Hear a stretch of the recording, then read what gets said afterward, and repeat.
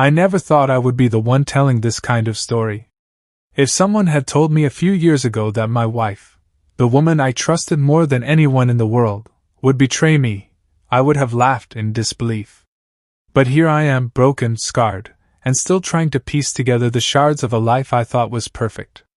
This is not just any story. This is my betrayal story. The story of how a single affair, one I never saw coming, tore my life apart and turned a happy marriage into a broken marriage. If you've ever faced a cheating wife, or felt the sting of a relationship drama that shattered everything you believed in, you'll understand the pain I'm about to share. But before I talk about the betrayal, I need to take you back to the beginning. Because to truly understand the heartbreak, you have to know how much love there once was. And maybe, just maybe, you'll understand why it cut so deep when it all fell apart. I met her in the most ordinary way, but to me, it felt like destiny. It was a cloudy afternoon, and I was at a friend's small gathering. She wasn't the loudest person in the room. She wasn't trying to stand out. But there was something about her presence, calm, warm, magnetic, that drew me in immediately. I remember the first thing she said to me. She smiled, tucked a strand of hair behind her ear, and asked, "Do you always look this serious, or is today just special?" It caught me off guard. I laughed, something I rarely did with strangers, and in that moment, a spark was lit. The weeks that followed felt like a dream. We started talking every day, first about small things like music, movies, and work, and then about life, family, and dreams. With her, conversations flowed effortlessly. She was the kind of woman who listened deeply. When I spoke, she didn't just hear me, she understood me. And when she spoke, her words carried weight. I felt like I had found someone who not only filled the silence but made it beautiful. Our first date was simple, coffee at a little cafe tucked away on a quiet street. But I'll never forget how she looked across that table, eyes full of light, laughter spilling freely. By the end of the night, I knew I didn't want to spend another day of my life without her. Fast forward a couple of years, and she became my wife. Our wedding wasn't extravagant. We didn't care about fancy decorations or expensive halls. What mattered was that we were together, surrounded by people who believed in us. Marriage, in the beginning, was everything I dreamed of. Waking up beside her felt like the greatest blessing. We cooked together, laughed together, made silly plans for the future. She would curl up beside me at night, whispering, "No matter what happens, it's you and me. Always." And I believed her. Every word. Every promise. I worked hard to provide. She worked hard to make our house a home. We weren't rich, but we were happy. At least, that's what I thought. Looking back, I wonder if I missed the early signs. Maybe I was too blinded by love. Maybe I thought our bond was unbreakable. But sometimes, the cracks in a relationship don't appear as explosions, they start as whispers. There were nights when she seemed distant, lost in thought. I'd ask, "What's wrong?" And she'd smile weakly and say, "Nothing, just tired." And I believed her. Because why wouldn't I? But now I realize those were the first hints that something wasn't right. I want you to hold on to this image. A man who believed he had it all, love, trust, a partner who was his best friend. And a woman, his wife, who smiled, cooked, laughed, but inside she was carrying a secret. That's where my betrayal story begins. And in the chapters ahead, you'll see how the woman I thought would stand by me forever became the one who tore my life apart. This is more than just a cheating wife story. It's a story of love, trust, lies, and the painful lessons that come when the person you trust the most becomes a stranger. And trust me, what happened next changed me forever. Every marriage has ups and downs, and at first I thought that was all we were experiencing, just normal phases that every couple goes through. But what I didn't realize was that these phases were the beginning of something much darker. It started with little things. The late-night conversations we once had slowly faded into silence. Instead of curling up beside me and talking about her day, she'd roll over, saying she was exhausted. I didn't think much of it. After all, life is stressful. Work is stressful. people get tired. But then I noticed she started spending more time on her phone. At first, it was harmless, scrolling through social media, sending the occasional text. But soon, it became constant. She would smile faintly at her screen, type quickly, then lock her phone the moment I walked into the room. "Who are you texting so late?" I'd ask gently. She'd shrug. "Oh, just a friend. Nothing important." And maybe I'm naive, but I believed her. Because when you love someone, you don't assume betrayal. You assume trust. One evening, I came home earlier than usual, hoping to surprise her. I opened the door quietly, expecting to see her humming in the kitchen or watching TV. But instead, I found her sitting on the couch, staring blankly at her phone. Her face looked different. Sad, maybe? Tired? I couldn't quite tell. "Hey," I said softly, placing my bag down. She jumped slightly, then forced a smile. "Oh, you're home early." I walked over, kissed her forehead, and asked, "Everything okay?" "Yes," she said quickly. Too quickly. That's when I felt it, the shift. Something was wrong, but I couldn't put my finger on it. Weeks went by, and slowly, we began living like roommates instead of lovers. She stayed busy with work, with friends, with errands that seemed to appear out of nowhere. We still had dinners together, still laughed occasionally, but the closeness we once had was fading. I tried to bring it up one night. "Have I done something wrong?" I asked her, voice trembling. She looked at me, surprised. "What? No, of course not. Why would you think that?" "I don't know," I admitted. "You just seem far away lately." Her eyes softened. For a brief moment, I saw the woman I married. "I'm just stressed," she whispered. "Work, life, everything feels heavy. It's not you." I reached for her hand, and she let me hold it. But her grip was weak, hesitant, like she was there, but not fully present. Nights became lonelier. I'd stay up late, waiting for her to come home, only to hear excuses about staying with friends or finishing projects at work. She smelled different sometimes, traces of perfume that weren't hers, or maybe they were, but stronger than usual. I wanted to ignore it. I wanted to tell myself I was imagining things. Because the thought of my wife, the woman who once promised me, "It's you and me, always," being unfaithful was too painful to even consider. And yet, deep inside, a voice whispered, "Something is wrong." Looking back now, I realized she wasn't just pulling away to be cruel. She was struggling. There were nights I caught her staring out the window, tears in her eyes, thinking I couldn't see. She tried to hide it, but I knew. One night I finally asked, "Are you unhappy with me?" She looked at me, eyes wide, then shook her head quickly. "No. It's not that. I don't even know how to explain it. Sometimes I feel like I'm losing myself.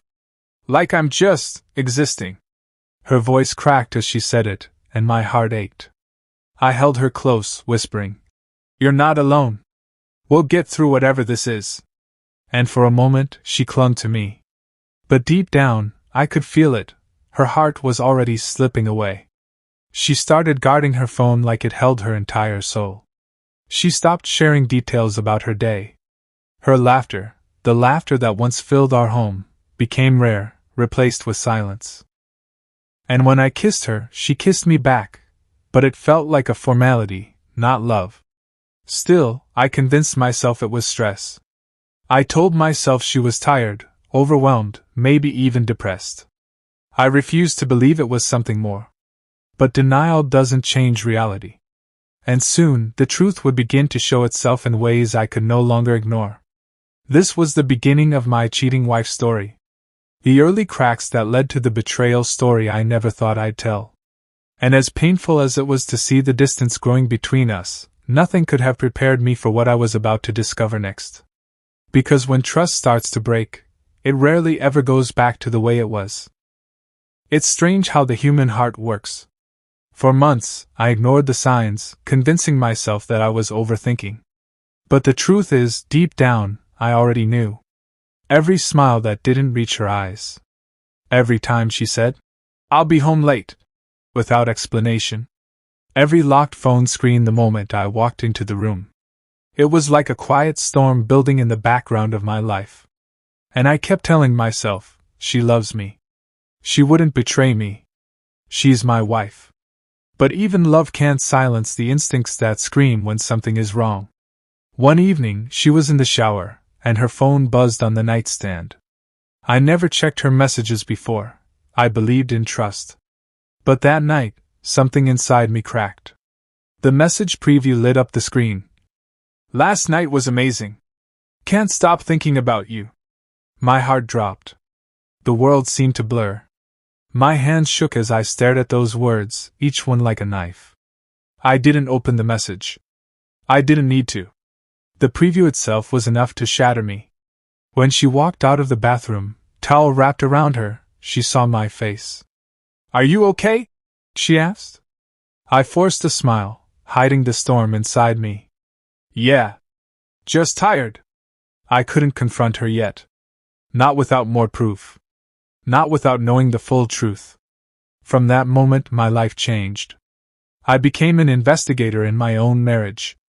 I noticed things I had ignored before. The late nights at work that didn't add up. The sudden need for privacy. The way she dressed differently when going out with friends. One night, I asked casually, "Who were you with yesterday?" She replied too quickly, "Just Sarah and some of the girls." But I knew Sarah had moved to another city months ago. The lies were piling up, and with each one, a piece of my heart crumbled.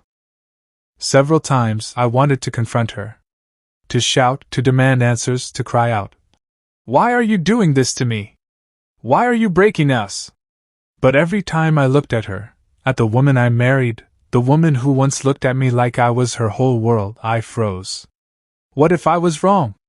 What if I was misinterpreting everything? What if accusing her would push her away forever? So I stayed silent. And my silence ate me alive. Nights became torture. I'd lie awake, staring at the ceiling, while she slept beside me. My mind replayed every moment, every word, every excuse. Sometimes I'd glance at her phone on the nightstand, fighting the urge to unlock it. Other times I'd study her face as she slept, searching for answers in her peaceful expression. How could someone look so innocent while carrying such a heavy secret? How could the woman who once promised me, always, be hiding something that was destroying us? I remember one night, I caught her sitting in the kitchen alone, crying softly. I approached her, placing my hand on her shoulder. "What's wrong?" I whispered. She shook her head, wiping her tears quickly. "Nothing. Just overwhelmed. I feel like I'm failing at everything. Work, life, even with you." Her voice cracked, and in that moment I didn't see a cheating wife. I saw the woman I loved, broken in ways I couldn't fully understand. I pulled her into my arms. "You're not failing," I said firmly. "You're everything to me." She clung to me, trembling, whispering, "I don't deserve you." I didn't realize then how literal her words were. It was a Saturday morning when the truth almost spilled itself out. She was making coffee when her phone rang. She glanced at the screen and immediately silenced it, shoving it into her pocket. "Who was that?" I asked casually. "No one," she said too quickly. But I had seen the name flash across the screen. A man's name. One I didn't recognize. My chest tightened, but I pretended not to notice. Because I needed more. I needed undeniable proof before I shattered our world. By now, the distance between us was unbearable. We spoke less. We laughed less. Even our silences, once comfortable, had become heavy with unspoken truths. I felt like I was living with a stranger. The woman who once promised me forever was slipping through my fingers. And as much as I tried to hold on, deep down I knew an affair was happening. My wife, the woman I trusted with my life, was betraying me. But I wasn't ready to face it yet. Because once the truth came out, there would be no going back. This was the stage of my life where suspicion turned into painful reality. I was living in the middle of a betrayal story I never signed up for. And soon I would discover proof that would rip away every last piece of denial I had left. The affair was real. And the heartbreak was only beginning. I can still remember the exact moment when my life tilted on its axis. The phone call. The trembling in my hands. The racing of my heart. The quiet fear that had been gnawing at me for months suddenly found a voice. It was a Friday evening, and I had just returned from work. The house was unusually quiet. Normally, Sarah would be in the kitchen preparing dinner or humming softly to some song on the radio.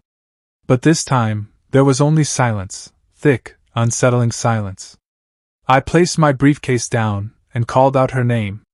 Sarah? You home? No response.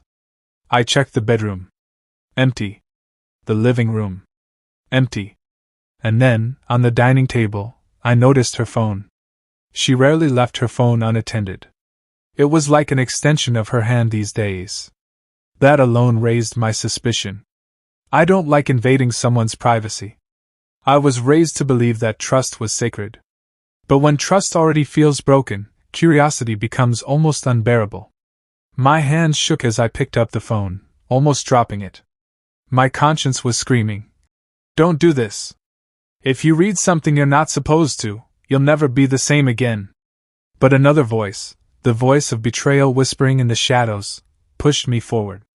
I unlocked the phone. My stomach churned. I scrolled through her messages. And then there it was. A text thread. A name I didn't recognize at first. Daniel. The messages between them weren't innocent. They weren't about work. They weren't about friendship. They were dripping with intimacy, filled with late-night confessions, stolen moments, whispered promises. My eyes scanned each word, my chest tightening as though someone was squeezing the life out of me. Last night was unforgettable. I can't wait to see you again, my love. I wish I could be with you all the time. Those weren't words exchanged between a wife and a colleague. Those were words of passion, words meant for lovers. I sank into the chair, my whole body trembling. My throat was dry, my eyes burning, my vision blurred by tears I didn't even realize had fallen. This is it, I thought. This is the confirmation I dreaded but knew was coming. I felt like my entire world had just collapsed in an instant. Every memory, every smile, every kiss, suddenly tainted. I thought of the nights she came home late, the sudden excuses, the change in her laughter. It all made sense now. The puzzle pieces had clicked into place, but the picture they revealed was one I wished I had never seen. My phone buzzed in my pocket. I glanced at it through tear-filled eyes. A message from her, ironically, saying she'd be late because of extra work at the office. The lie stung like acid on an open wound. I couldn't move. I couldn't breathe. Hours seemed to pass as I sat there, frozen, staring at her phone. Part of me wanted to smash it against the wall, to destroy the evidence, as if breaking the device could somehow erase the betrayal. But another part of me clung to it, desperate for answers, desperate for proof. When Sarah finally walked through the door, she looked startled to see me sitting there. "Oh, you're home early," she said casually, placing her purse down. But her eyes flickered toward the phone on the table, and in that split second, I saw panic in her face. I held up the phone. "Care to explain?" My voice was calm, too calm. But inside, I was a storm, raging, boiling, ready to explode. Her face went pale. She opened her mouth, but no words came out. She looked like a child caught stealing candy, except this was no childish mistake. This was a betrayal of vows, a destruction of trust, a breaking of my heart. "Daniel," I said, my voice cracking. "Who is he? How long has this been going on?" Tears welled up in her eyes. She tried to reach for my hand, but I pulled it away like her touch would burn me. "Please, let me explain," she whispered. I laughed bitterly. "Explain? What is there to explain? Your words are right here. My love. Unforgettable night. What more explanation do I need, Sarah?" She began to cry, covering her face with her hands. "It wasn't supposed to happen," she sobbed. "I didn't mean to hurt you." I stood up, pacing the room, my anger and heartbreak colliding inside me. You didn't mean to hurt me? Sarah, you tore our marriage apart. You destroyed the very foundation of what we built together. And for what? For some cheap thrill with a man named Daniel?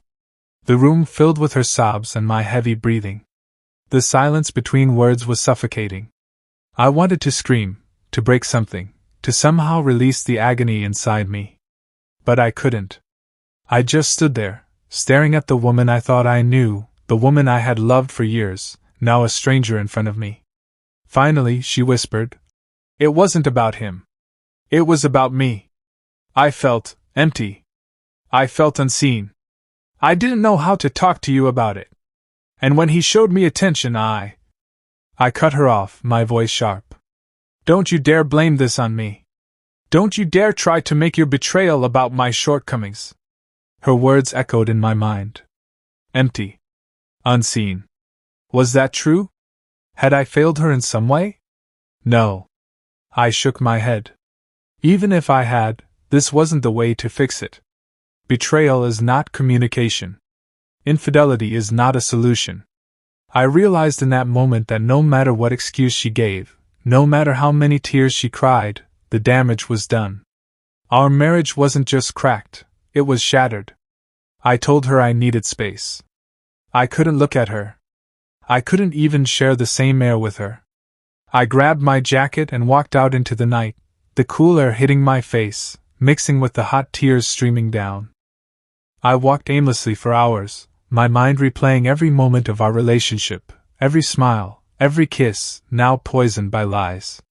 And as I wandered the empty streets, I realized that the life I once knew, the life I thought I had, was gone. When the truth was finally out, I thought the hardest part was behind me. But in reality, the real pain had only just begun. The days following the confrontation were like walking through a nightmare that never ended. Every time I woke up, I hoped, even prayed, that it was all just a bad dream. But it wasn't. It was real. My wife, the woman I trusted with my life, had betrayed me. At first, there was silence between us. Not the ordinary silence of two people tired after a long day, but a suffocating silence. A silence filled with unspoken words, broken promises, and shattered dreams. She walked around the house like a ghost, avoiding eye contact, and I walked around like a wounded animal, trying to make sense of the chaos in my heart. The strange thing is, I didn't just feel anger. I felt confusion, sorrow, and a desperate need to understand why. Why wasn't I enough? Why did she feel the need to bring another man into our marriage? Why did she destroy something we built for years with one reckless decision? I kept replaying moments in my head, the day of our wedding, the nights we stayed up laughing, the times she said she couldn't imagine life without me. Were those lies too? Or had she changed along the way, little by little, without me noticing? But no matter how much I searched for answers, all I found was pain. One evening, my parents came over because they sensed something was wrong. I didn't want to involve them, but they could see it written all over my face.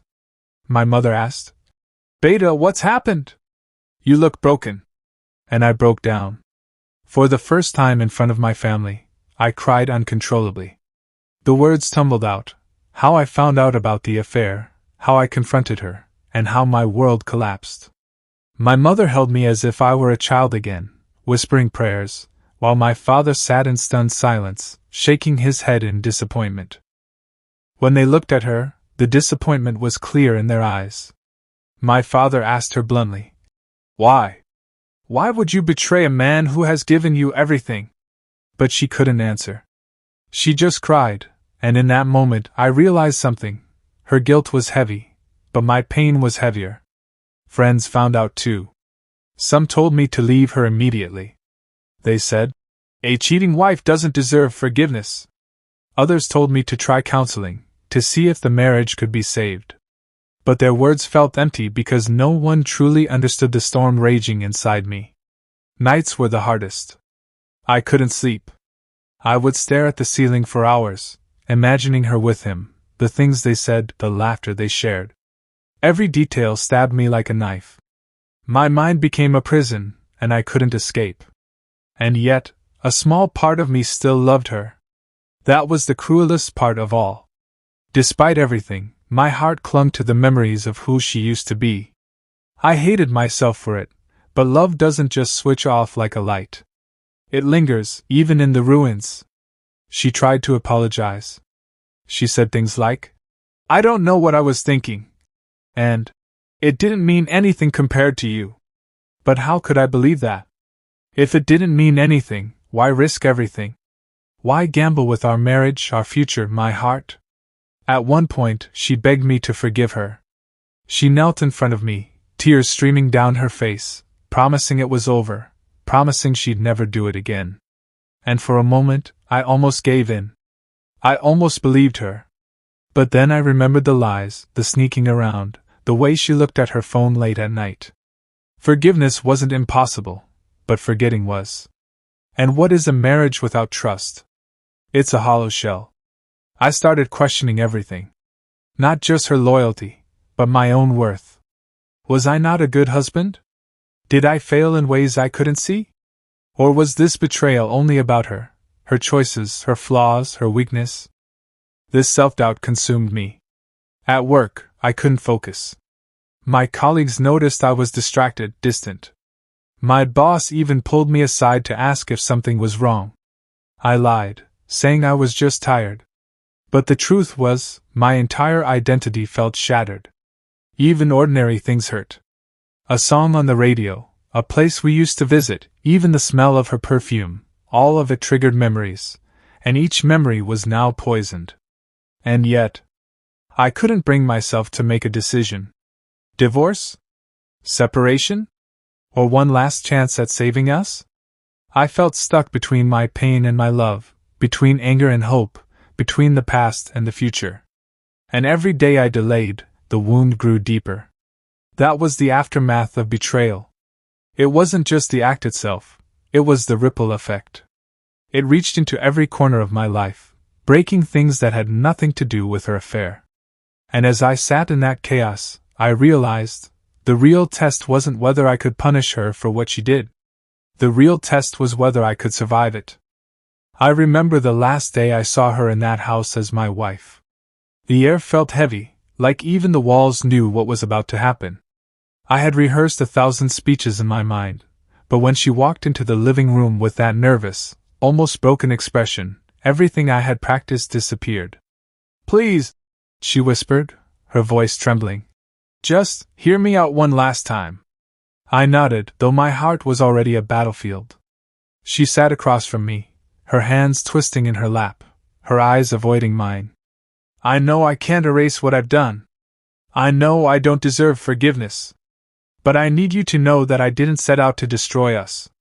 I wasn't happy with myself, not with you. You gave me everything, but I still felt empty. I thought that maybe someone else could fill the void." Her words cut deep. Not because they were excuses, but because they were truths I couldn't fix. "Do you love him?" I asked quietly. Tears welled in her eyes. She hesitated, then whispered, "I thought I did. But when I look at him now, I just feel shame. With you, I feel regret. And I don't know which is worse." That's when it hit me. It wasn't just about her cheating. It wasn't just the betrayal of body and trust. It was the death of something sacred, something we built over years, destroyed in weeks. She wasn't the woman I married anymore. And maybe, in some ways, I wasn't the man she wanted anymore either. "I can't do this," I said firmly. My voice shook, but my decision didn't. "I can't live in a marriage where love is poisoned by lies. I can't sleep next to you and wonder who else you're dreaming about. This is the end of us." She broke down, sobbing into her hands. "Please don't say that. I'll change. I'll prove to you." "No." I shook my head. "It's not about proof anymore. It's about trust. And once trust is gone, everything else collapses." That was the last real conversation we had. The divorce was messy, not in court papers or lawyers, but in my soul. Every night felt like a storm raging inside me. The bed was colder. The walls echoed differently. Even the quiet reminded me of her absence, and strangely, of her betrayal. Friends asked me how I was holding up. I smiled, lied, and said, "I'm fine." But I wasn't. I was a shell. I'd walk past couples on the street and feel envy. I'd hear love songs and feel bitterness. I'd scroll through old photos on my phone and wonder if those smiles were ever real, or if she was already living a double life. Healing didn't come quickly. It came in fragments, like when I started journaling late at night, pouring my pain onto paper. Like when I forced myself back into hobbies I'd abandoned. Like when I spent more time with my family, letting their love remind me that not all bonds break. Months later, I bumped into her by accident. We were at the same grocery store. She looked thinner, more tired, her smile faint. For a second, time froze. Then she said, "Hi." "Hi," I replied, keeping my tone neutral. We talked briefly, awkwardly, about nothing important. But before leaving, she said, "I'm sorry, again. I lost the best thing I ever had. And I live with that every day." I didn't respond. I just nodded. Because in that moment, I realized something important. Her regret didn't heal me, and her apology didn't restore me. My healing had to come from within, not from her guilt. Looking back now, I see the story clearly. My wife's affair wasn't just her betrayal, it was also a revelation. It showed me how fragile relationships are when communication breaks down. It showed me how dangerous loneliness inside a marriage can be. And it taught me the hardest lesson of all: love alone isn't enough if trust and respect are missing. Yes, the affair tore my life apart. Yes, it destroyed the future I thought I had. But it also forced me to rebuild, piece by piece, into someone stronger, wiser, and less willing to ignore red flags. If you're listening to this betrayal story, maybe you're going through your own relationship drama, maybe you've been cheated on, or maybe you've been the one hiding secrets. Hear me when I say this. Cheating doesn't just break hearts. It breaks families, dreams, and identities. But it doesn't have to break you. You can survive it. You can heal. And one day, you'll realize that the ending of a broken marriage isn't the ending of your life, it's the beginning of a new chapter. Because sometimes, the greatest betrayal gives birth to the greatest strength. And that is how the affair tore my life apart.